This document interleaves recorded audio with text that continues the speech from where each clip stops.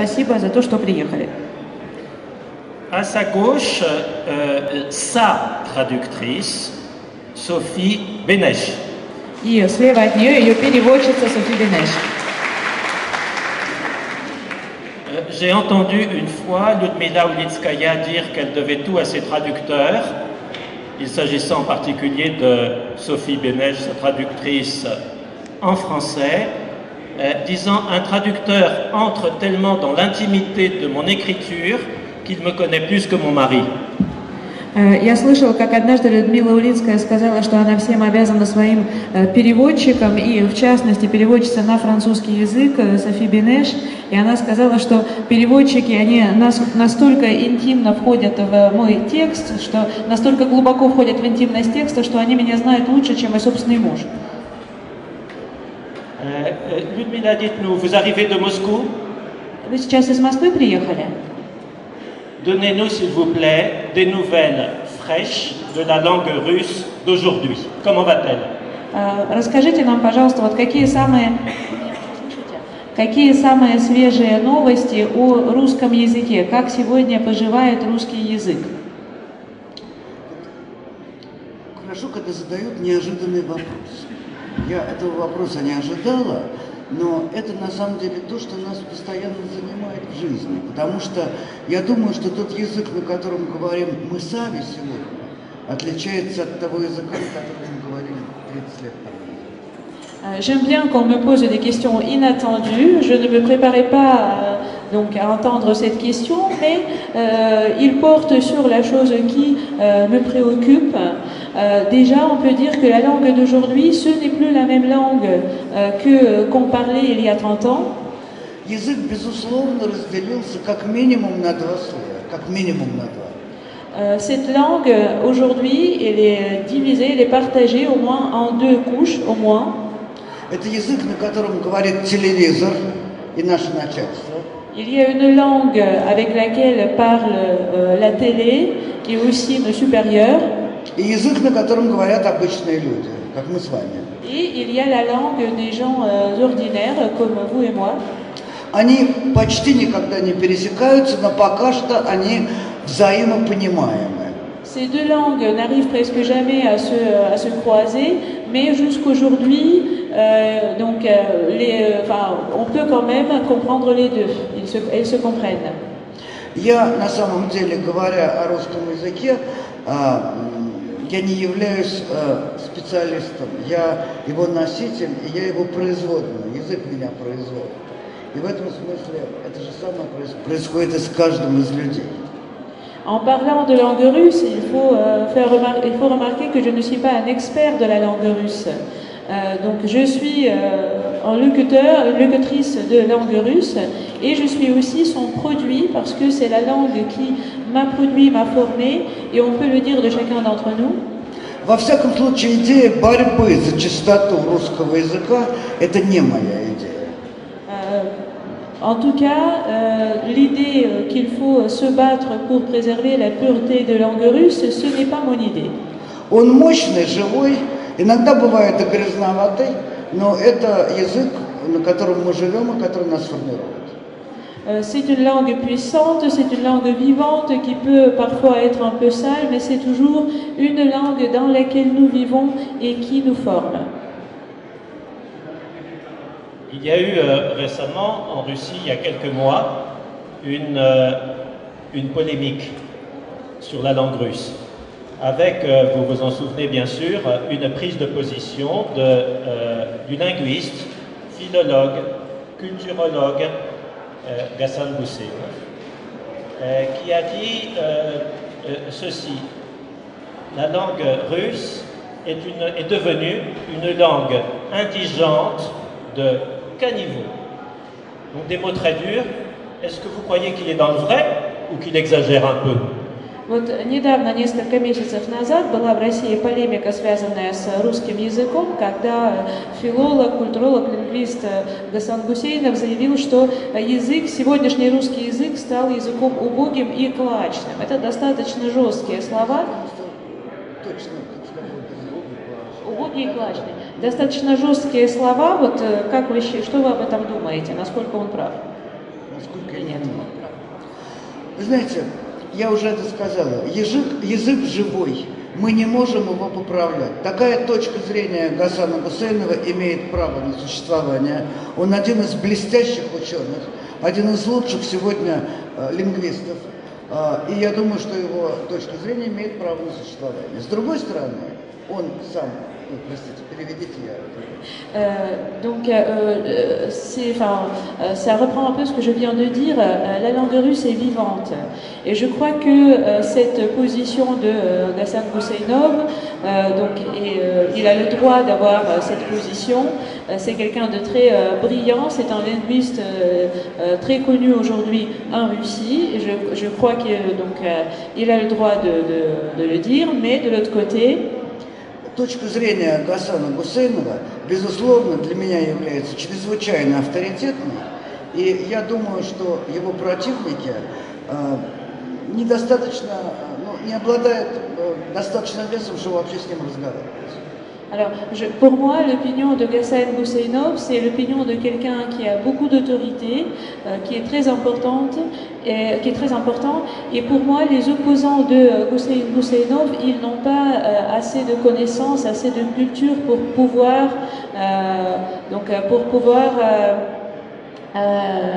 discuter avec lui. Ça m'inspire cette polémique sur la langue russe en Russie, par sa virulence et par sa violence, m'a inspiré une question peut-être un petit peu indélicate. J'ai hésité à vous la poser, mais tout de même, je vais vous la poser. Est-ce que, dans le feu de la polémique, où les invectives sont très fortes, est-ce que vous vous sentez, quand vous êtes attaqué, est-ce que vous vous sentez une femme forte? Ну вот, так скажем, вы меня слышите, да? Жестокость, так скажем, жесткость вот этой самой полемики, да, вокруг русского языка, она навела меня на вопрос. Вот, так скажем, в таком горячем споре, когда вы чувствуете, что вас атакуют, чувствуете ли вы себя сильной женщиной? Je précise un petit peu la question. La poétesse Anna Akhmatova, elle disait qu'a beaucoup été attaquée, comme vous le savez. Elle disait qu'elle était blindée. Elle disait qu'elle se sentait comme une femme de fer. Elle se sentait plus robuste que ses détracteurs. Elle-même d'ailleurs l'a dit d'une façon assez poétique, que m'importe la posture du masque de fer, moi aussi je suis de fer et plus forte qu'eux. Что мне поступ железной маски, я еще по железной тех. Ну вот, чтобы уточнить вопрос, это когда Ахматова чувствовала, что на нее нападают, да, когда были на нее какие-то нападки вот со стороны общества, она говорила, что она чувствует, как будто на ней нарастает броня, и она становится, так скажем, железной женщиной. И вот она даже написала эти поэтические строки. Знаете, я вообще-то, честно говоря, довольно уютно себя чувствую никем. Вот эта позиция, это положение меня абсолютно устраивает. Знаете, всем известна эта икона «Тайная вечеря», где под столом сидит собачка, и какой-то ей там кусочек достался со стола. Вот это роль, которую я бы себе выбрала. Сидеть под столом и смотреть наверх, там происходит важное.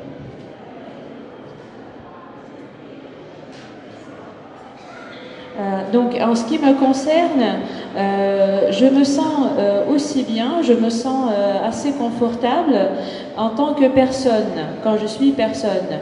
Vous savez, il y a ce tableau très connu, la scène, quand Jésus prend son dernier dîner avec les apôtres, et il y a un petit chien sous la table, donc un chien qui reçoit 2 morceaux de quelqu'un des apôtres, et pour moi, c'est la position du chien qui me plaît le plus. Encore une question qui m'a été inspirée par cette polémique intéressante.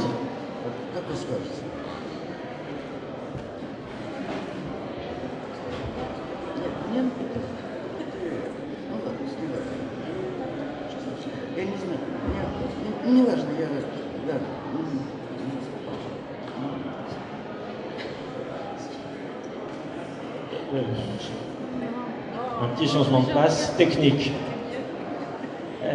Une autre question m'a été inspirée par cette même polémique, très, très intéressante, mais je vais me répéter, très très virulente, qui a placé sur le devant de la scène sociale, la fameuse intelligentsia russe. On entend beaucoup dire de nos jours que cette intelligentsia a perdu son rôle de conscience en Russie, qu'elle s'est rangée, qu'elle s'est embourgeoisée, qu'elle s'est réfugiée dans le consumérisme, etc., etc. Qu'en pensez-vous? И вот вопрос, который, опять же, на который меня вдохновила вот эта дискуссия о русском языке, достаточно бурная дискуссия, это вопрос о сегодняшнем месте русской интеллигенции. Потому что многие говорят, что в настоящее время русская интеллигенция российская потеряла, так скажем, ту значимость, когда прежде она играла роль совести, так скажем, общества. То есть, как вы думаете, играет ли она до сих пор эту роль и какое сегодня ее место? Значит, спасибо за вопрос. Дело в том, что это кусок, это тема, которую я приготовила для следующего выступления, которое будет называться «Чтение как подвиг». Там я буду говорить об интеллигенции. Merci beaucoup pour cette question. En fait, elle touche la réponse que j'avais préparée pour notre prochaine séance, donc la conférence qui se tiendra après et qui aura pour titre lecture en tant qu'exploit. Et c'est là que je parlerai de l'intelligentsia. Да, но должна вам сказать, что, конечно, она существует, она сильно видоизменяется, она отличается от той интеллигенции, которая была в начале века 20-го, от той, которая была в serediне века. И то, что мы имеем сегодня, это другое.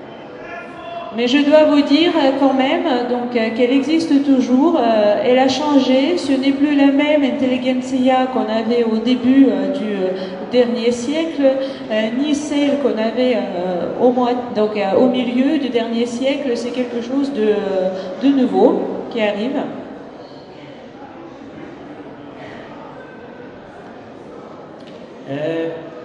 Nous savons, Ludmila, que vous avez une affection particulière pour l'Italie, et je pense que l'Italie sera dans la liste. Donnez-nous, s'il vous plaît, 3 pays qui comptent pour vous. Вот мы знаем, что вы очень любите Италию как страну. И скажите, пожалуйста, вот можете ли вы назвать 3 страны, которые вы любите больше всего? Пожалуй, нет. Пожалуй, нет. Je ne crois pas. Да. Дело в том, что я даже не могу сказать, что я люблю Россию, хотя я принадлежу ей до потрохов снизу доверху.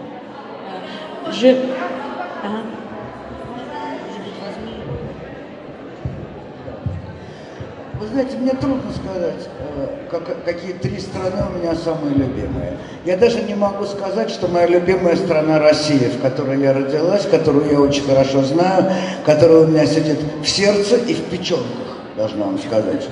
Кто знает русский язык, понимает, что я имею в виду. Donc c'est assez difficile pour moi de parler des pays que j'aime. Je ne peux même pas dire vraiment que j'aime la Russie, le pays où je suis née, où j'ai grandi et auquel j'appartiens dans mon cœur, mais aussi au niveau viscéral. Я очень люблю Италию за невероятную концентрацию культуры, которую она дарит миру. J'aime beaucoup l'Italie pour cette immense concentration de culture qu'elle offre au monde entier. Современная американская литература кажется мне наиболее интересной. Поэтому в этом смысле можно сказать, что Америка дает нам сегодня очень интересную литературу. Et je peux dire par exemple que l'Amérique aujourd'hui nous donne la littérature parce que la littérature américaine contemporaine est très intéressante. Не так давно я была в Эстонии, маленькая очень страна, очень сложно живущая, и она меня очень тронула и своей природой, и своими очень сдержанными и закрытыми людьми, интересными людьми. Il n'y a pas longtemps, j'ai été en Estonie, c'est un tout petit pays, un pays où on vit difficilement, et ce pays m'a beaucoup touchée par sa nature, mais aussi par sa population qui est très enfermée, très réservée et très intéressante. Вчера с подругой мы гуляли по Парижу, и это было ощущение такой, знаете, встречи с первой любовью.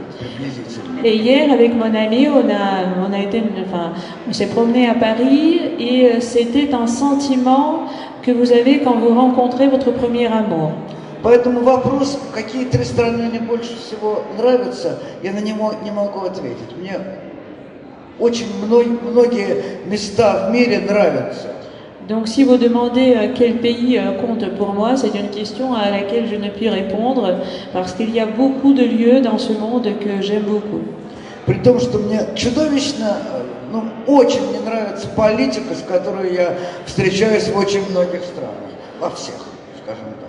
Et en même temps, je déteste la politique que je vois dans plusieurs de ces pays, peut-être même dans tous les pays. Всегда есть необходимость ее отшелушить, чтобы понять, что это за страна. Il y a toujours, donc il faut toujours d'abord, on peut dire, éplucher la politique pour comprendre le pays. Vous vivez à Moscou, qui occupe une place notable dans votre littérature. Est-ce que Moscou c'est la Russie? Est-ce que c'est vraiment le même pays? On dit beaucoup de choses à ce sujet. Вы живете в Москве, и Москва очень часто, мы находим очень часто Москву в ваших произведениях. Можете ли вы сказать, что Москва – это Россия, или все-таки Москва – это не Россия? По этому поводу тоже бывают дискуссии. Ну, конечно, Россия. Это отдельный кусок России, столь же неповторимый, как, скажем, маленький город Иркутск около Байкала, или маленький город совсем Калинин, недалеко от Москвы. У меня нет желания выстраивать иерархию. Bien sûr que c'est la Russie, c'est un morceau de Russie aussi unique que la ville d'Irkoutsk en Sibérie ou que la petite ville de Kalinin à côté de Moscou, et je ne veux pas vraiment essayer d'établir une hiérarchie. В биологии есть такое понятие хоуминг. Это место дома. Его животное, которое рождается в определенном месте, на всю жизнь к этому месту привязано. Home, от английского слова home. En biologie, il y a cette notion de homing, c'est-à-dire c'est le lieu de naissance d'un animal, donc auquel cet animal reste attaché à jamais. И в этом смысле Москва это home. Мой хоуминг это Москва. Et donc, dans mon cas, c'est Moscou. Порой я ее очень тяжелый для жизни город, очень тяжелый. C'est une ville où il est très très dur à vivre. Но между тем выстраиваешь какое-то маленькое пространство, оно московское. Оно состоит из людей, а не из географических мест, в которых ты себя хорошо чувствуешь. Mais finalement, on se construit un endroit pour vivre qui est un endroit moscovite, qui est fait avec des gens plutôt qu'avec des éléments de géographie et où on se sent bien. И в этом смысле Москва для меня это некоторое количество любимых людей, любимых идей и, в общем, человеческого общения. Et dans ce sens-là, Moscou représente pour moi une certaine quantité de gens que j'aime, une certaine quantité d'idées qui me plaisent et en tout, un domaine de communication entre les humains. Nous allons rentrer dans des considérations plus littéraires. Et ma première question est celle-ci. Avant d'ouvrir cet entretien public, j'ai posé sur la table les notes des questions préparées. Vous m'avez dit, oh là là, c'est sérieux, c'est plein de questions vicieuses rédigées d'avance. Et pour me justifier, je vous ai répondu, oui, mais je n'ai pas les talents d'improvisation d'un jazzman. Quand vous vous asseyez à votre bureau pour écrire quelque chose de nouveau, est-ce que vous êtes une jazzman ou alors une préparatrice?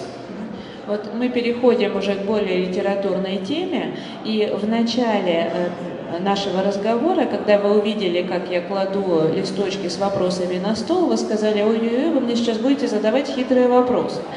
Вот. На что, значит, я сказала, что я все-таки не джазист и импровизировать не умею. Вот вы, когда садитесь за письменный стол, вы себя чувствуете, так скажем, джазовым музыкантом, который импровизирует, или как-то по-другому? Ну, все-таки скорее ближе к джазовому музыканту, который импровизирует, чем ближе к той великой музыке, которую мы слышим иногда в концертах. Это не Бах, я не Бах.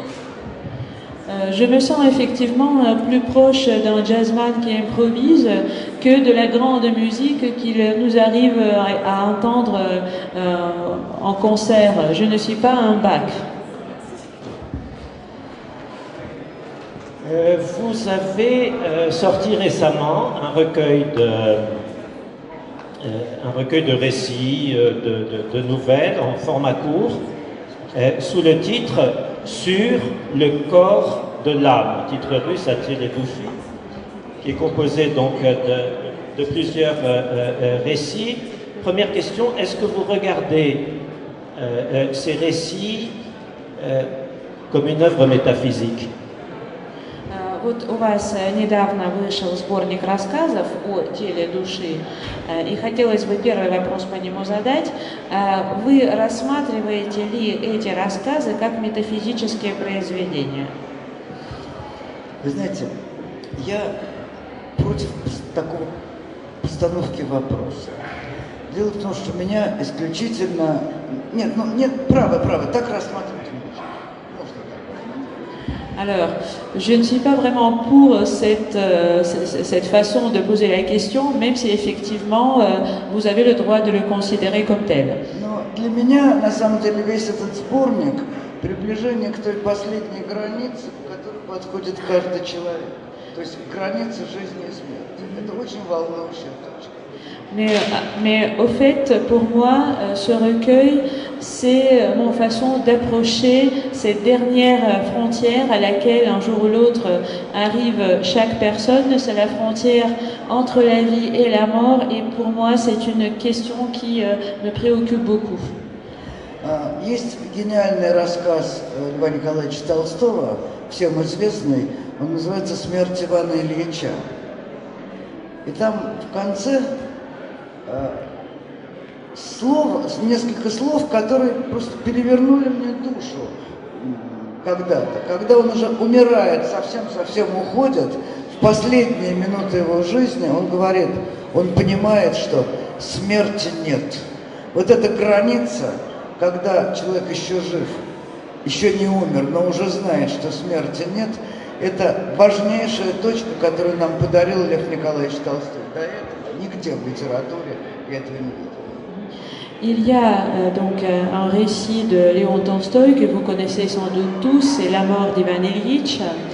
Et la fin de ce récit, les derniers mots de ce récit m'ont un jour bouleversée. C'est au moment où Ivan Ilyich est en train de mourir et il comprend qu'en fait la mort n'existe pas, il n'y a pas de mort. Et c'est ce point, c'est cette frontière où la personne mourante qui est encore en vie comprend qu'en fait la mort n'existe pas, qui est un point très important qui nous a été offert par Léon Tolstoï, parce qu'avant lui, personne n'avait écrit cette chose-là.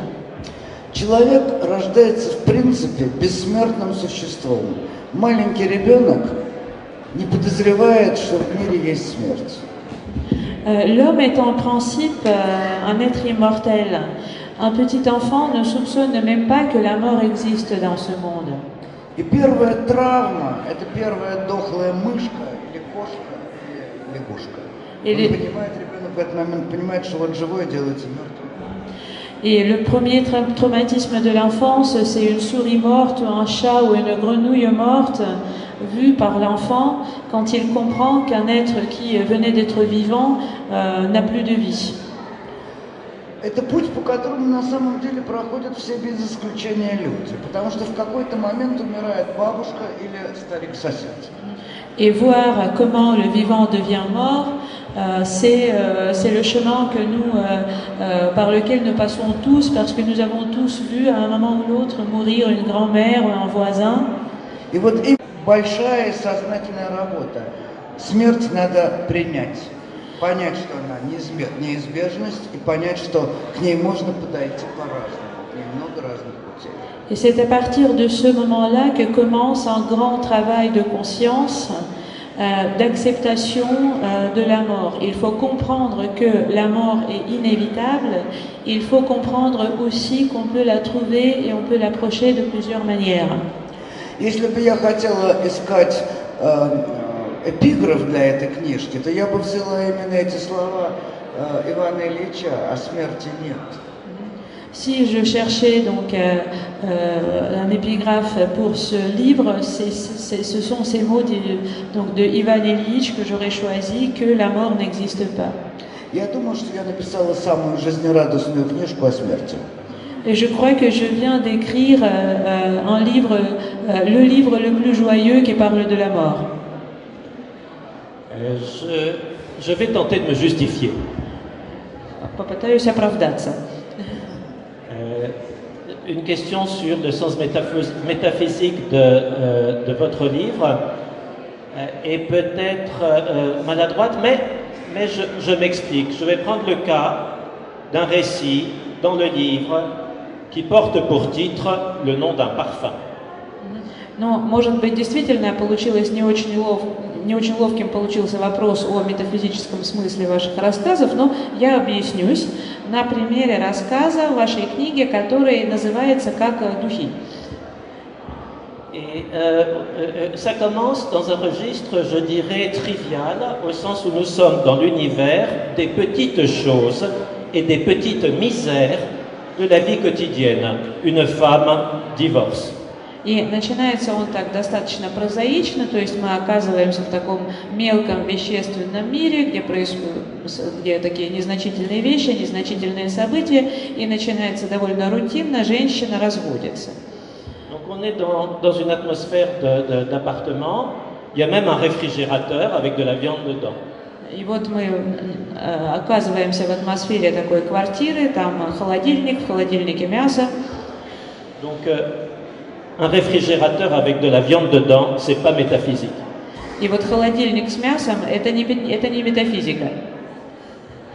Mais cette femme cherche à éliminer les stigmates en quelque sorte de sa vie de femme mariée, et pour ce faire, elle se débarrasse de la viande, qui, j'ose pas employer le mot, symbolise en quelque sorte l'élément masculin, et elle efface les odeurs masculines en vidant des flacons de parfum. Но в какой-то момент вот женщина пытается, так скажем, стереть следы своей замужней жизни и выбрасывает это мясо из холодильника, но не будем проводить аналогию между мясом и мужским телом, и она пытается удалить этот запах, мужской запах из своей квартиры и просто выливает флаконы духов. Et après s'infuse une odeur de pomme qui à son tour va chasser les exhalations du parfum. Une odeur de pomme. Вот. И потом она на себя прыскает духами с яблочным запахом. Et de proche en proche, de viande en parfum, de parfum en odeur de pomme, on verse vers la mort. Donc, à la lecture, je me suis dit, je me sens chez moi en quelque sorte, dans vraiment les petites choses du quotidien, à l'échelle humaine, mais je ne peux pas m'empêcher de me laisser embarquer par la métaphysique. И вот так потихоньку от запаха к запаху, от духам к духам она приходит к смерти. И вот я себе сказала, что в принципе это, так скажем, я оказываюсь здесь в знакомом пространстве, в пространстве вещей, в пространстве таких жизненных событий, но я не могу себе, так скажем, никак не могу не думать об этом в метафизическом смысле. Alors, toute ma question, est-ce que je suis un bon lecteur ou est-ce que j'ai rien compris? Откуда и мой вопрос. Я хороший читатель, я правильно все понял? Вы абсолютно правильно все поняли. Vous avez tout très bien compris. Есть одно обстоятельство, которое, видимо, мне придется объяснить. Дело в том, что мы все сегодня живем в ситуации разнообразнейших кризисов. Я не говорю про экономические. Я говорю главным образом сейчас о кризисе понятийном. Слова требуют как бы нового переопределения. Il y a une circonstance donc, dont il faut parler, c'est qu'aujourd'hui nous vivons tous au milieu d'une ou des crises. Je ne parle même pas de crise politique, je parle plutôt de crise notionnelle quand les concepts, les notions d'avant ne conviennent plus et il faut en inventer d'autres. Такие понятия, как любовь, ревность,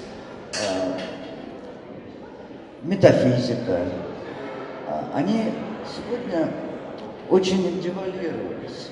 И поэтому каждый раз, когда ты произносишь это слово, то хочется дать им новое определение, но я сама не готова к тому, чтобы давать новое определение.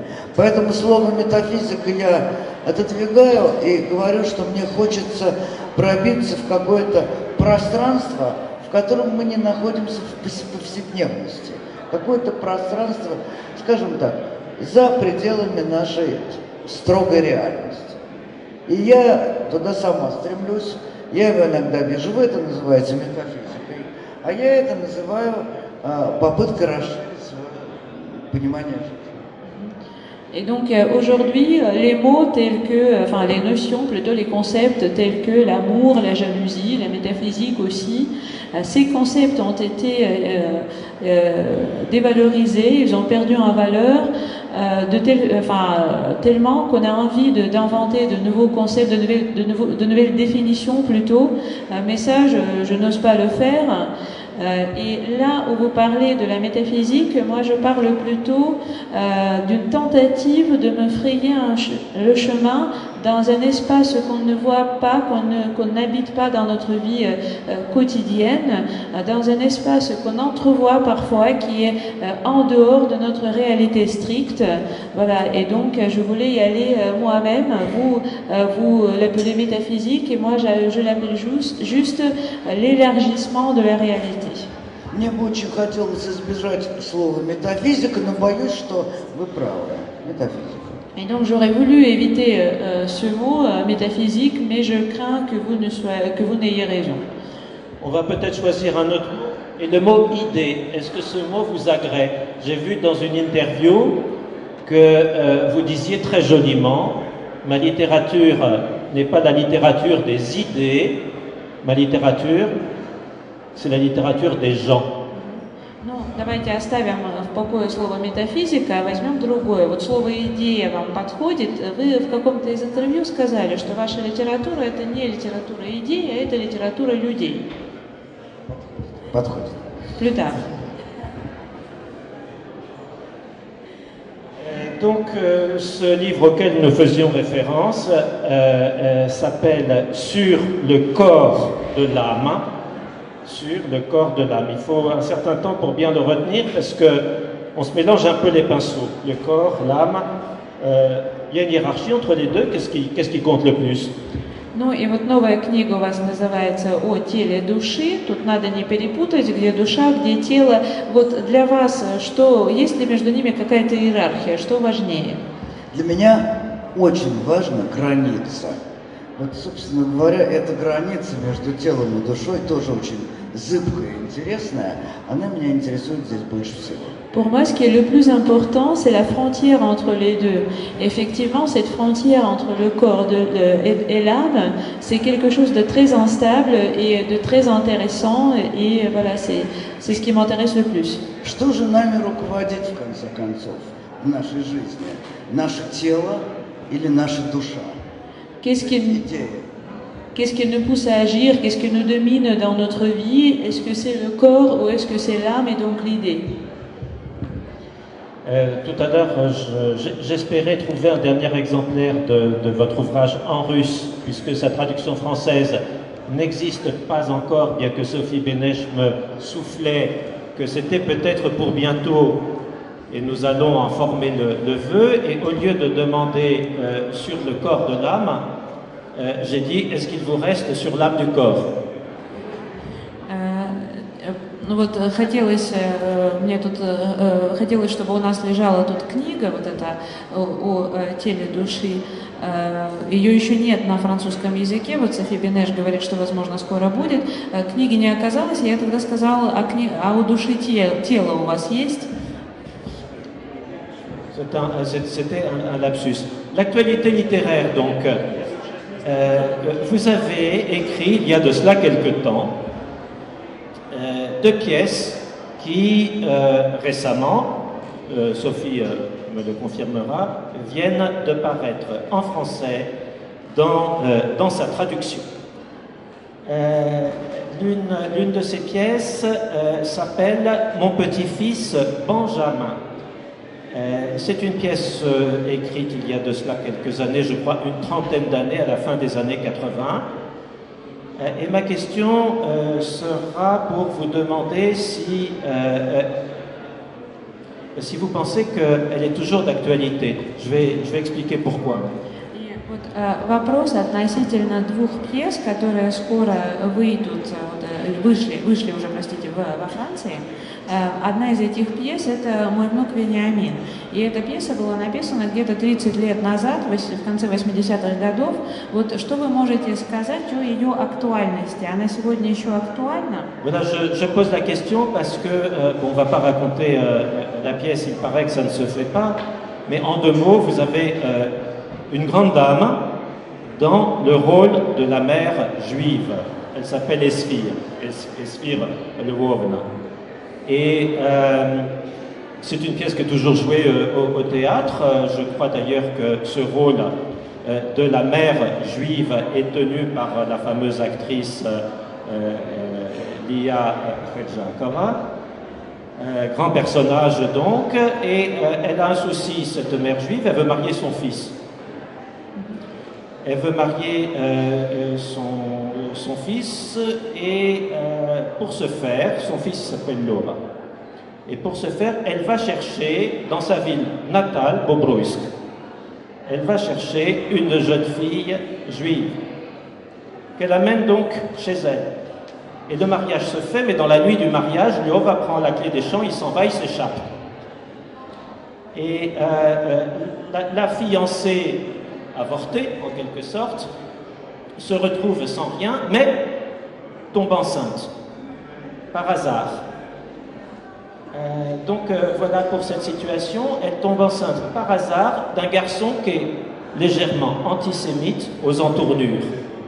Donc vous voyez un peu le contexte, si je puis dire, social, sociologique et mental de cette pièce. D'où ma question. Elle a encore joué cette pièce, elle est vivante, elle vient d'être traduite. Est-ce qu'elle a vieilli en 30 ans? То есть в 2 словах просто о пьесе для тех, кто ее не видел. Это пьеса, в которой, так скажем, такая достаточно монументальная еврейская мама, которую Эсфирь, которую в театре играет Лия Хеджакова, если мы не ошибаемся, хочет женить своего сына Леву. С этой целью она едет в Бобруйск за молодой невестой. Значит, после, так скажем, злоключений брак не удается, но тем не менее получается так, что невеста ждет ребенка, причем совершенно случайно, от молодого человека, слегка антисемитски настроенного. Но вы видите контекст этой пьесы. И вот хочется сказать, вот у нас ее перевели, в России она идет по театрам. Она сейчас, насколько она все еще актуальна? Ну, вы знаете, это мое большое везение. Я писала пьесу это в 80-х годах, когда, совсем меня не было как писателя еще. Первая книжка вышла в 90-м, Галимария. Vous savez, c'est ma grande chance parce que j'ai écrit cette pièce à la fin des années 80 quand je n'étais pas encore connue comme écrivaine. Mon premier livre a paru en 90 chez Gallimard.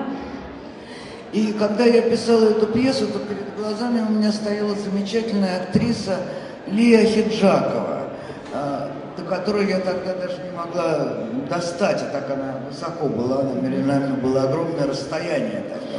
Et au moment où j'écrivais cette pièce, je vais devant mes yeux cette grande actrice qui est Lia Hedjakova, qui en ce moment-là, pour moi, c'était quelqu'un d'inaccessible, telle était la distance entre nous. Вот. И поэтому я ей эту пьесу отдала, когда мы познакомились, подружились приблизительно через 40 лет. И сказала: Лия, я же для тебя когда-то написала пьесу. Et c'est pour cela que cette pièce, elle ne l'a vue que 40 ans après, quand nous sommes devenus amis, et que je lui ai donné cette pièce en me souvenant, Lia, mais dis donc, j'ai écrit une pièce pour toi. Ой, мне так понравилось, сказала она прелестная совершенно. Il a dit, oh, mais j'ai tellement aimé. И вот она уже года 4, наверное, возит ее по России, по многим странам, и с неизменным огромным успехом. Et ça fait peut-être 3 ou 4 ans qu'elle amène cette pièce partout, dans tous les théâtres de Russie et d'autres pays, avec un grand succès. Можно интерпретировать это как пьесу еврейскую, рассказывающую о некоторой истории победы над антисемитизмом. On peut la considérer comme une pièce juive qui raconte en quelque sorte une victoire contre l'antisémitisme. На самом же деле это победа над нашими заблуждениями, над нашими ложными установками. И они не обязательно касаются евреев, чего угодно и кого угодно. Mais en fait, il s'agit de la victoire contre nos préjugés, contre nos convictions fausses, qui ne concernent pas obligatoirement les juifs, mais qui peuvent concerner n'importe quoi et n'importe qui. И надо сказать, что после этого я пару лет тому назад написала еще одну пьесу, имея в виду Лию как главную героиню. И Лия, человек фантастической искренности, очарования, сказала мне: ты сошла с ума, там героиня такая, блядь, что ты говоришь? Я не могу это играть. И так эта пьеса лежит и ожидает своей очередной актрисы, которая не побоится сыграть острую для Лии Хеджаковой роль. Et donc il faut dire que j'ai écrit une autre pièce pour cette actrice, Lia Hedjakova, mais après l'avoir lue, elle, dans sa sincérité tout à fait fantastique et charmante, s'est écriée mais tu es folle, mais qu'est-ce que c'est? Mais c'est une traînée, c'est une pute, voilà. Donc là, je ne ménage pas les mots non plus. Et donc cette pièce, elle est toujours là à attendre une actrice qui acceptera de jouer ce rôle que Lia Hedjakova a jugé inacceptable. Я думаю, что он еще долго будет жить при нашем социальном устройстве. Et donc mon petit-fils Benjamin est toujours vivant et je crois qu'il va continuer à vivre assez longtemps dans les conditions de notre, on peut dire, structure sociale. Est-ce que les classiques, ça compte pour nous tous, ça compte pour vous quand vous écrivez, mais quand on regarde ou qu'on lit votre pièce, mon petit-fils Benjamin, on a une pensée pour Gogol et le mariage de Gogol. Est-ce que c'était une pensée assumée ou inconsciente? Ну вот, классики, конечно, всегда для нас важны, и для вас они важны. Но вот когда читаешь моего внука Вениамина, невольно вспоминаешь женитьбу Гоголя. Вот вы вкладывали туда, так скажем, параллель задуманную женитьбу, или оно так получилось? Абсолютно так получилось. Вы первый человек, который вспоминаете о женитьбе Гоголя в связи с этой пьесой. Я подумал. C'était tout à fait par hasard et vous êtes la première personne qui a tracé ce parallèle, donc de mon petit-fils Benjamin et Gogol. J'y réfléchirai. Et la confiture russe, est-ce que ça rappelle la cerisée de Tchekhov? Non, la confiture russe est une pièce qui vient de paraître en 2019 aux éditions Gallimard en français dans la traduction de Sophie Bénèche. Ну, также вышла пьеса в переводе Софи Бенеш «Русское варенье», вышла на 2019 году в Галимаре. А «Русское варенье» напоминает чем-то «Вишневый сад»? Ну, оно просто оттуда вынуто. Это просто мой разговор с Чеховым. C'est tout simplement tiré de la cerisée, c'est ma conversation avec Tchekhov. la confiture russe, on est dans une ambiance de datcha. Avez-vous une datcha? Вот в русском варенье мы все оказываемся на даче. У вас дача есть?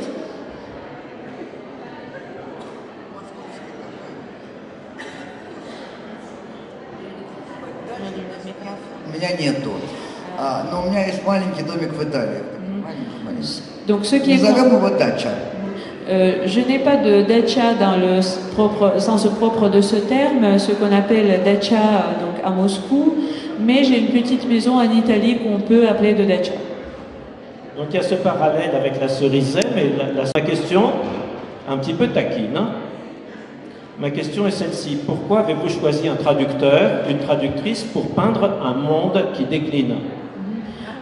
Ну, мы не будем пересказывать тут сейчас пьесу, мы оставим публике, так скажем, удовольствие первый раз открыть эту пьесу и с ней познакомиться. Но вот у меня лично один вопрос, как у переводчика, я думаю, что Софи Бенеш меня поддержит. Одна из героинь этой пьесы, переводчица, которая сидит за своей пишущей машинкой, и вот такой вопрос, может быть, слегка пикантный, почему вы выбрали именно переводчицу, чтобы показать мир, который идет, так скажем, на спад? Нет, совершенно были у меня другие идеи, когда я писал эту пьесу. Во-первых, я выяснял свои отношения с Антоном Павловичем Чеховым. Я выясняла свои отношения с Чеховым. Donc non, je n'avais pas du tout la même idée en tête quand j'écrivais. Pour moi, c'était tout d'abord donc ma façon de m'expliquer avec Tchekhov. И во-вторых, что было принципиально важно, эта пьеса на самом деле о том, что в России все меняется и ничего не меняется. Et deuxièmement, cette pièce parle en fait du fait qu'en Russie tout change, mais en effet rien ne change jamais. Потому что сам сюжет построен на том, если вы помните «Вишневый сад», то там продается большое имение, и человек, который покупает, он делит это имение на куски, чтобы люди строили себе дачи на кусках этой земли. Parce que si vous vous rappelez le sujet de la cerisée, il s'agit d'une grande propriété qui est en vente, et la personne qui l'achète veut découper la propriété en morceaux pour que les gens puissent se construire des dachas sur ces parcelles de terrain. Действие пьесы происходит через 100 лет, когда дача, построенная на одном из этих кусочков бывшей усадьбы, снова продается, и снова в семье есть 3 сестры, и снова этот сюжет неизменности русской жизни, только одна сестра хочет не в Москву, то есть сестра желает не в Москву уехать, а одна в Индию, другая в Голландию, третья в монастырь. То есть это постоянное желание уйти от реальной ситуации в какое-то воображение. Et donc l'action de ma pièce a lieu 100 ans après. Dans la dacha construite sur l'une de ces parcelles de terrain jadis vendues, il y a encore ces 3 sœurs, donc il y a cette inchangeabilité de la société russe, de la vie en Russie. La seule différence, c'est que les sœurs ne veulent plus partir à Moscou, mais elles sont attirées par des endroits comme l'Inde, l'Autriche, etc. Mais c'est toujours le même désir d'échapper à la réalité. Ma question sur la traductrice n'était pas très honnête. Je cherchais un moyen habile d'introduire dans la conversation votre traductrice Sophie Benish. Скажем так, вопрос был немножко жульнический про переводчицу, потому что каким-то образом хотелось перейти на вашу переводчицу Софи Бенеш. Chère Sophie, j'aimerais bien que vous disiez à cette salle, à ce public, ce que c'est que de traduire Ludmila Ulitskaya, d'entrer dans son univers.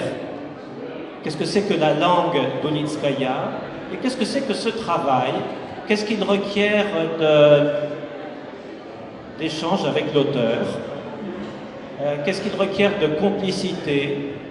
Qu'est-ce qu'il implique d'admiration? Racontez-nous tout ça. Расскажите, пожалуйста, о вашей работе с, так скажем, над переводами Людмилы Улицкой. Что значит переводить Людмилу Улицкую, переводить ее язык, погружаться в ее вселенную, какие вы чувства при этом испытываете и так далее. Je dirais d'abord que c'est pas toujours facile parce que Ludmila travaille beaucoup sur ses textes et surtout c'est des textes à la fois poétiques et extrêmement humoristiques, avec beaucoup d'humour. Et donc traduire les deux versants de ce style, c'est souvent un défi. Ну, скажу, что это сложно, поскольку Людмила Улицкая очень много работает над своими текстами, и они получаются одновременно поэтичными, но также и с большим юмором. И вот перевести одновременно две эти грани, это сложно. Ensuite, le fait que ce soit difficile, c'est plutôt une bonne chose, parce que c'est beaucoup plus intéressant de traduire des textes un peu difficiles que des textes trop faciles. Donc c'est toujours un plaisir de traduire Людмила. Но для меня то, что тексты сложные, это только плюс, потому что гораздо интереснее переводить сложные тексты, чем тексты, которые слишком просты, и поэтому я всегда рада, для меня это всегда удовольствие переводить Людмилу Улицкую. Можно я к этому добавлю? Знаете, сейчас в зале здесь присутствует 3 человека, которые меня переводили, 3 моих переводчика. Est-ce que je peux rajouter quelque chose? Ici, dans la salle, je vois 3 personnes qui ont traduit mes textes, donc 3 de mes traducteurs. И для русских читателей я, конечно, Людмила Улицкая. Но во всем остальном мире меня представляет это, я не Людмила Улицкая, я некая коллективная Улицкая, которую создают из меня мои переводчики. И создаем мы это вместе. И надо сказать, что я своим переводчикам бесконечно благодарна, очень их почитаю, уважаю и люблю. Et je dois dire qu'en Russie, je suis bien sûr Ludmila Ulitskaya, mais à l'étranger, je ne le suis plus. Je suis plutôt une sorte d'Ulitskaya collective, créée à l'aide de tous mes traducteurs et traductrices. Et je voulais dire que je suis très reconnaissante à mes traducteurs et traductrices. Je les respecte beaucoup et je les aime. Je voulais ajouter aussi que pour moi, quand je traduis un auteur, j'ai besoin que ce soit un très bon écrivain, c'est-à-dire que j'aime son style, sa façon d'écrire et son univers, mais j'ai aussi besoin qu'il ait quelque chose de très proche de moi, de commun, c'est-à-dire que je ressente une complicité, mais pas seulement intérieure, profondément avec la personne que je traduis. Par conséquent, même si c'est des gens qui soient vivants ou morts, ça devient des amis. Enfin, j'ai besoin qu'ils soient aussi des amis. И хотелось бы еще сказать, что для меня, чтобы я взялась за перевод, важно, чтобы автор был хорошим писателем, чтобы было интересно его переводить, но также и важно, чтобы он был мне близок, причем чтобы не только в тексте, а чтобы в принципе у нас создалось какое-то содружество. То есть даже в принципе не так важно, жив ли автор или уже нет, в любом случае мы с автором должны дружить. C'est-à-dire en fait une proximité du monde intérieur. Je pense que c'est important. Et comme on a dit plus tôt, c'est-à-dire que personne ne connaît mieux un auteur que son traducteur, parce que personne ne le lit d'aussi près. Justement, ça permet une communication en fait avec la personne très, très profonde, à mon avis. То есть имеется в виду такое, скажем, созвучие внутреннего мира. И это важно. В принципе, переводчик может понять писателя так, как мало кто его понимает, потому что мало кто читает тексты так вдумчиво, так придирчиво, как переводчик. И именно на этом фоне может создаться взаимопонимание именно на уровне внутреннего мира.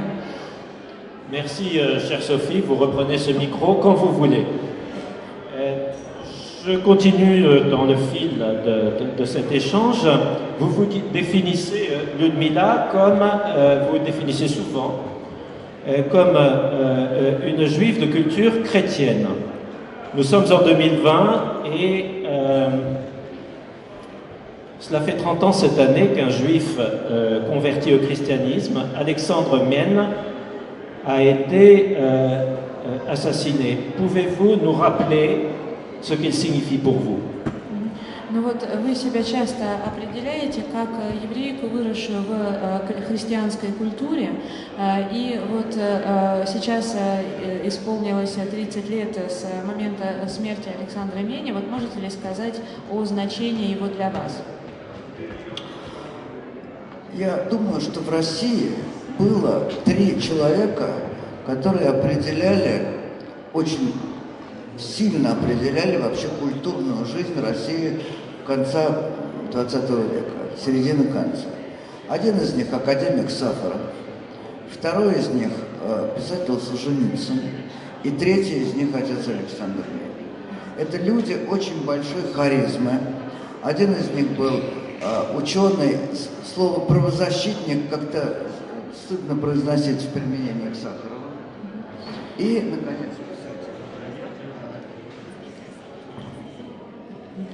наконец, писатель Солженицын, свет которого, слава и свет которого несколько померкли с годами.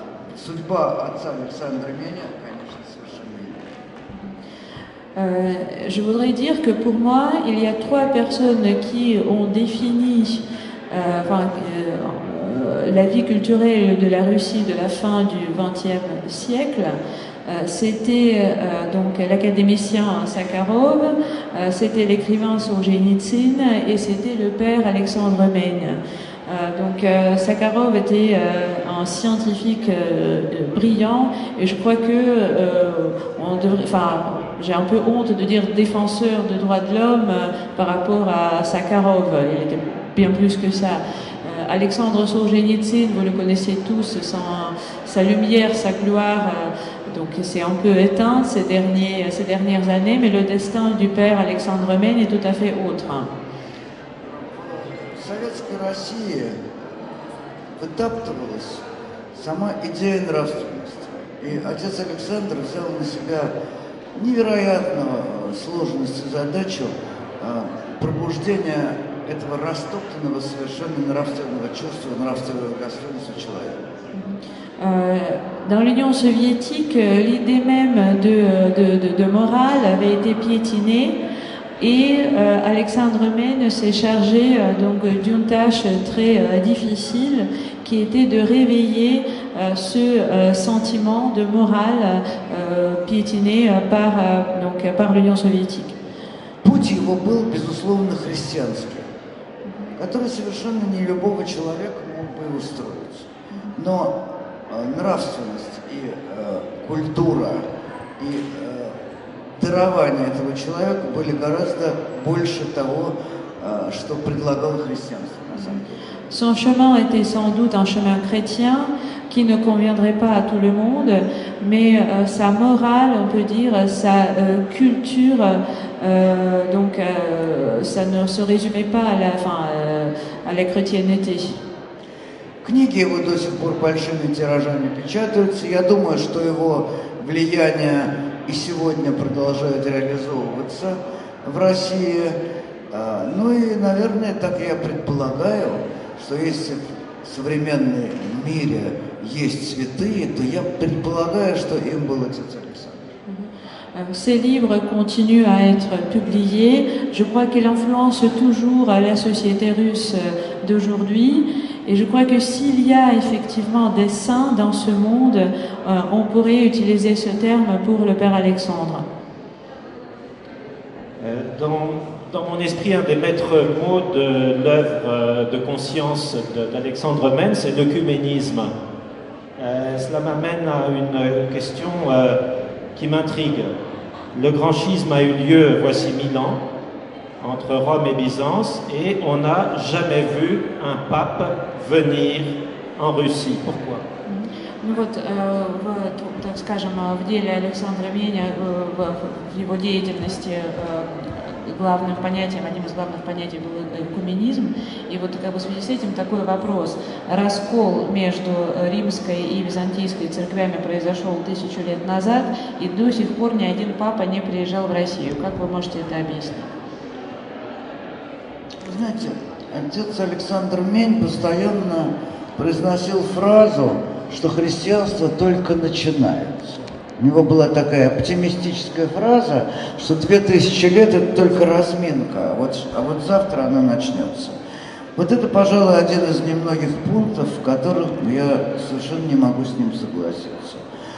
Потому что если у христианства как направление духовного, философского, какого угодно, есть какое-то будущее, то я думаю, что не перейдя этой границы ссор и разрыва внутри христианства, никакого будущего просто быть не может. Дальше идет раздробление на секты. Инна, вы гениальный переводчик, я прошу прощения, что я такими длинными фразами говорю. Извините. Да. Donc, Alexandre Meigne disait toujours, enfin, il disait souvent que la chrétienté, donc le christianisme ne faisait que commencer, que le 2000 ans c'était juste voilà, le début du christianisme et que ça allait continuer, donc ça allait se développer ensuite. Et là, je ne suis pas tout à fait d'accord avec le Père Meigne, parce que pour moi, si aujourd'hui on assiste au début du christianisme et que ce christianisme doit avoir un avenir, cet avenir ne sera pas possible si sans le dépassement de toutes ces frontières. Si on continue de partir dans les schismes, le christianisme n'a aucun avenir. Il est dit, je continue dans cette même fibre qui interpelle la conscience chrétienne. Et il est dit dans votre roman L'échelle de Jacob que l'homme, grâce au décodage de l'ADN, a pris conscience de sa place au sein de l'univers comme, je vous cite, co-auteur de Dieu dans la création. C'est-à-dire que la génétique, ça peut nous servir pour percer les mystères de Dieu. Ну вот, если, так скажем, продолжить в этом религиозном плане, вы написали в «Лестнице Якова», что теперь, когда мы разгадали код ДНК, человек стал практически так скажем, сотворителем при Боге, при Творце. Вот, то есть, насколько вот вы имеете в виду, что генетика позволяет нам приблизиться, так скажем, проникнуть в таинство Бога? Ну, вы знаете, на самом деле не совсем так. Я думаю, что это не совсем так. À vrai dire, je ne pense pas que ce soit tout à fait cela. Просто никогда прежде не было этого ощущения, что действительно человек сотворец, потому что то, что было покрыто тайной и считалось божественной тайной, сегодня проверяется в пробирках, на приборах, и оказывается, жизнь как тайна делается все менее и менее тайной. Это восхитительно.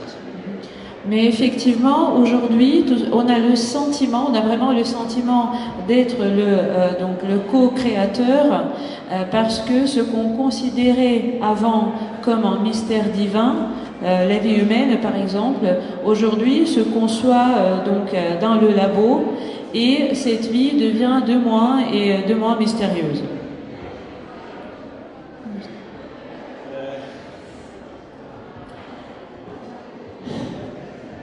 Ma question suivante concerne les rapports compliqués qui existent entre un écrivain et son œuvre.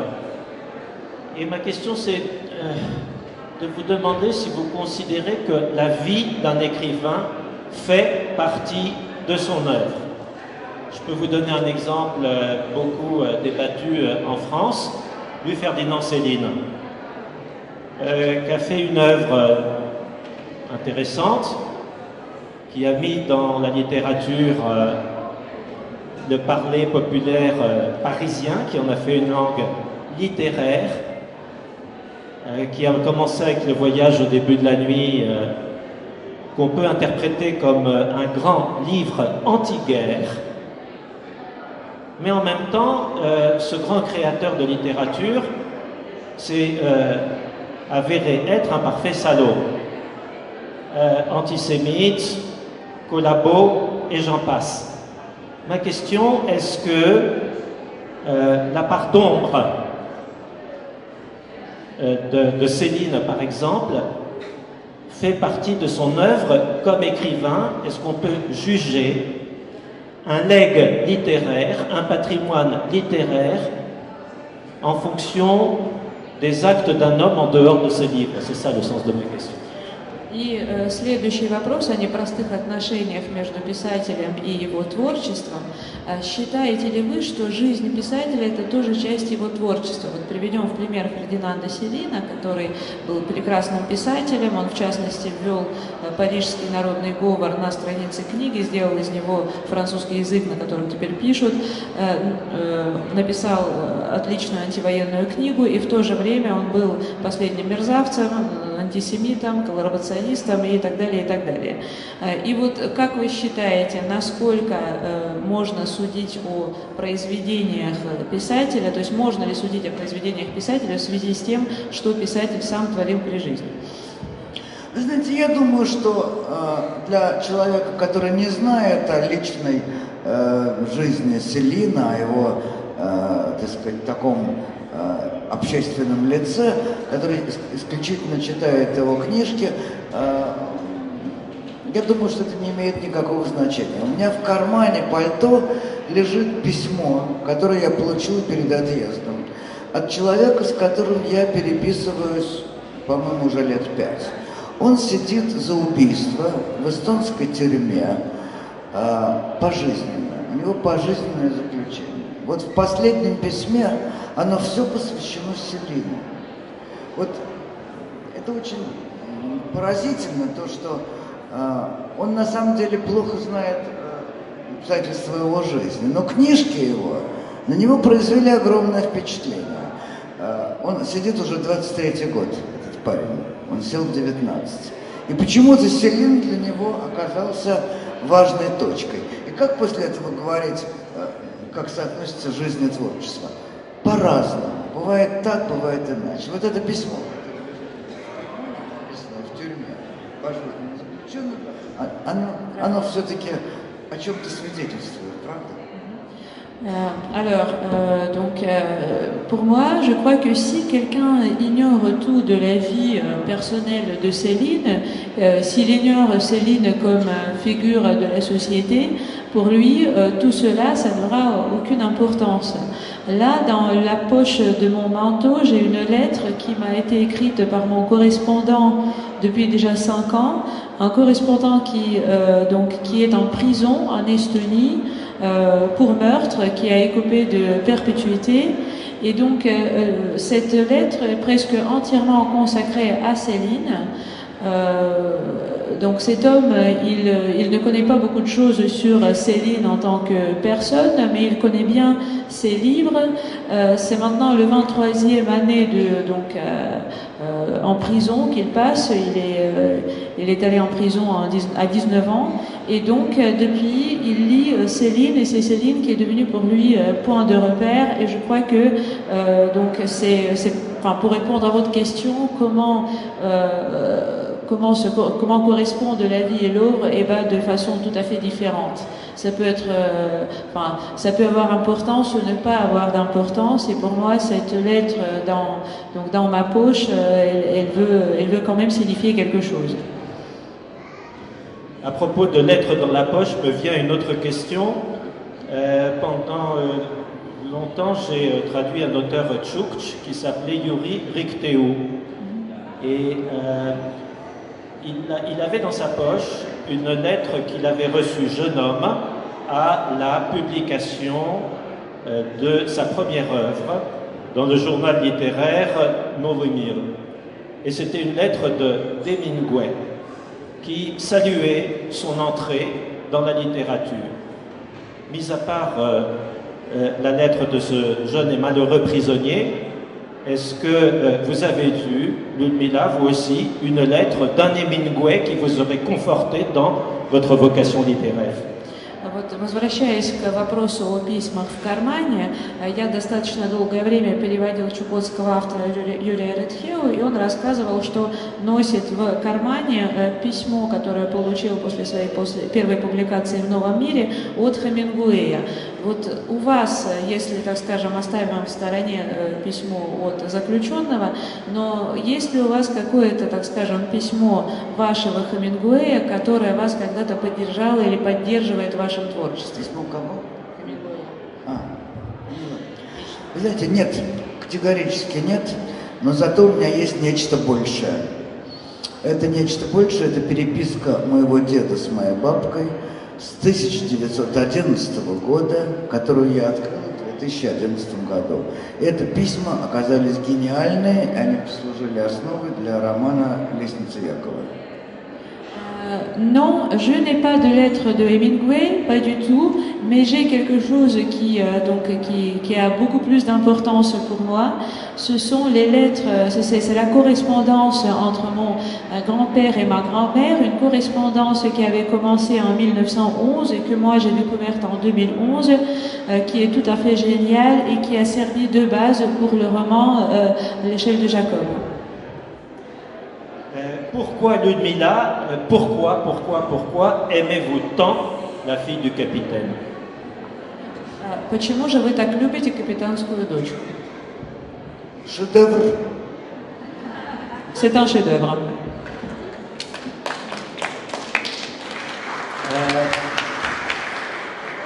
Avez-vous lu Olga Tokarczuk? Вы читали Ольгу Токарчук? Я прочитала ее замечательную Нобелевскую речь, немедленно открыла как один из «Беглецы», по-моему, называется, один из ее романов, начала читать в полном восторге. Грандиозно. Alors, j'ai lu son discours du prix Nobel, j'ai adoré, donc j'ai pris tout de suite, j'ai ouvert tout de suite l'un de ses romans, j'ai commencé à lire et j'ai admiré, j'ai adoré ça. Alors, puisqu'on parle, ma question suivante va porter sur un autre prix Nobel qui, dans quelques jours, aura 89 ans, Mikhail Gorbatchev. Que lui diriez-vous si vous le voyez? Раз уж мы заговорили о Нобелевской премии, давайте вспомним о другом Нобелевском лауреате, которому скоро исполнится 89 лет, Михаил Горбачев. Что бы вы ему сказали, если бы вы его встретили?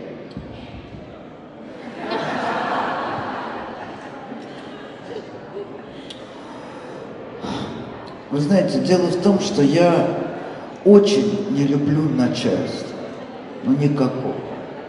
И, наверное, Михаил Горбачев был одним из лучших в этом длинном ряду людей, которые никогда не вызывали у меня симпатии. Полагаю, что он был из них, может быть, самым человечным, а на самом деле это, пожалуй, единственный из правителей, эволюция которого заметна, и она позитивна. Так. Alors, vous savez, je n'aime pas les chefs, en général. Et peut-être que donc Mikhail Gorbatchev, c'est le moins désagréable sur cette liste des gens que je n'aime pas. Mais si on parle sérieusement, je crois que c'est l'un des rares politiciens dont on voit l'évolution, dont l'évolution est visible et positive. Понимаете, при всем том, что он человек развивающийся и явно меняющий свои взгляды, Афганистан, Чечня, Литва, Тбилиси – это все его время. И он не расшибся в лепешку для того, чтобы остановить эти, на самом деле, преступления власти. Чтобы он не расшибся в лепешку, чтобы остановить эти преступления власти. D'accord. Mais même si c'est quelqu'un qui a évolué, dont on a vu l'évolution, il y a quand même l'Afghanistan, la Tchétchénie, la Lituanie, les événements de Tbilissi, tout cela c'était son époque et donc il n'a pas fait tout son possible pour prévenir ces actes criminels. Ludmila, un écrivain, ça c'est tout. Un écrivain, ça c'est tout. Писатель знает все. Alors dites-nous qui sera le prochain président de la Russie. Кто будет следующий президент России? Писатель не знает ничего. Следующий президент России будет предыдущий. Un écrivain ne sait rien et le prochain président de la Russie, ce sera le président précédent. Cher public, il nous reste à peine 5 petites minutes d'ici la fin de cette belle séance. Nous allons prendre quelques questions, disons 3 questions, s'il vous plaît, qu'elles soient laconiques, pour permettre à Ludmila de répondre. Mais avant cela, Ludmila, j'aimerais que vous tendiez l'oreille et que vous écoutiez les applaudissements de votre public.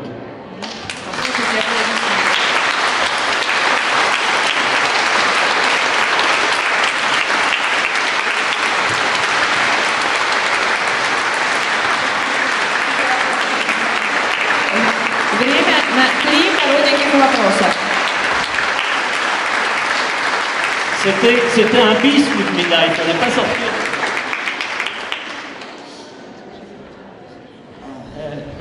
Je souhaite aussi que vous réserviez quelques-uns de vos applaudissements pour la belle interprète qui a conduit cet entretien, Ina.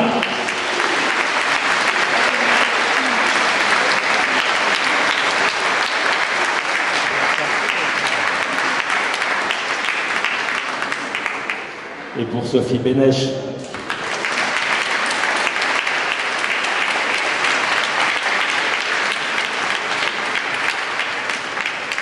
Allez, prenons vraiment en forme blitz 3 questions concises et rapides dans le public. Merci. Очень коротенькие вопросы. Блиц.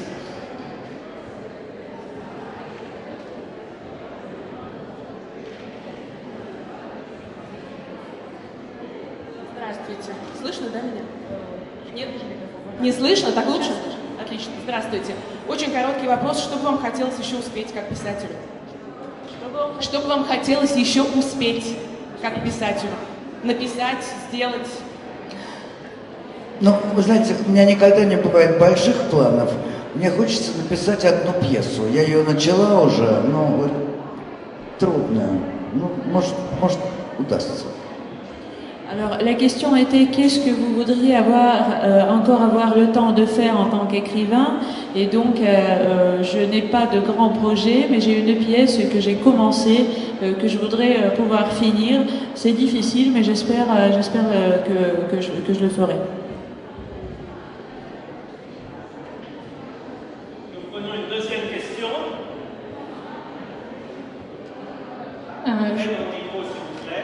Здравствуйте. Мой вопрос. Вы являетесь на данный момент голосом человечности. Я думаю, одной из писательниц, которым мое поколение российское на сегодняшний день восхищается. И мне бы хотелось задать вам вопрос, как вам удалось выдержать, сохранить резистанс, сопротивляться и политическим, и социальным моментам современной России и остаться одной из писательниц, которая поднимает такие гуманные и действительно очень важные вопросы, как антисемитизм, как права человека, как свобода, как история, как советское прошлое, которое на сегодняшний момент многие российские писатели не могут поднимать. Вам это показалось. Никто на меня не нападал. Один раз облили зеленкой, это совершенно был незначительным эпизодом в моей жизни. Я не борец, единственное, что я делаю, я говорю правду, говорю то, что я думаю, и никакой в этом нет никакого подвига, нормально. Je crois que donc vous vous trompez. En fait, personne ne m'a attaqué. Une fois seulement, on m'a on m'a jeté de la peinture verte, mais bon, ça peut arriver à n'importe qui. Il n'y a aucun exploit ici, tout va bien. Troisième et dernière question en clôture de cette rencontre, s'il vous plaît. Третий и последний вопрос. Спасибо.